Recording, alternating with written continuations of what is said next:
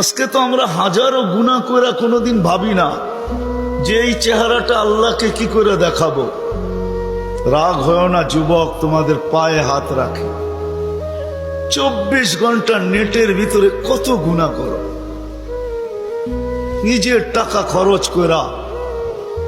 বাংলাদেশের প্রত্যেকটা ঘর, গ্রাম নাই, গঞ্জ নাই, শহর নাই, খুব কম ঘর পাওয়া যায় আজকে ওয়াইফাই না আছে,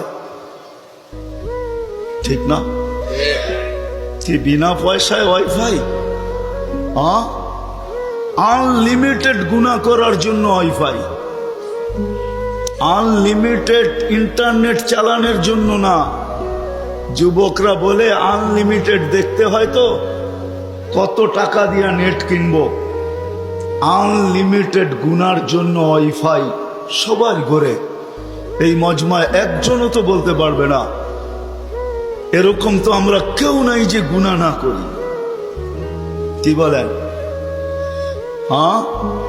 মুহাম্মদুর রাসূলুল্লাহর কারণে বেঁচে গেছি। কুরবান যাও মুহাম্মদুর রাসূলুল্লাহর উপরে।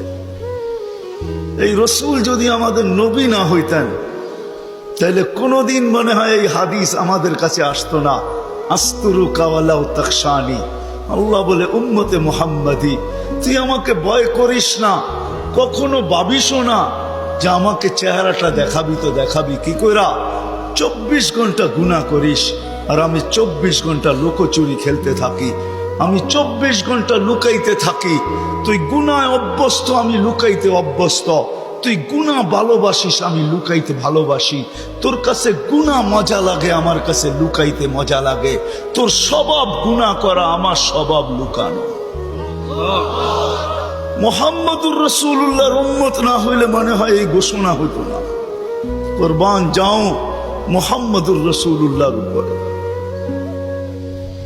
এই মজমায় তো একজনও নাই যে কোনো দিন 1 মিনিটের জন্য ভাবছি যে গুনাহ তো করি, কিন্তু কালকে এই চেহারাটা আল্লাহকে কি করে দেখাবো।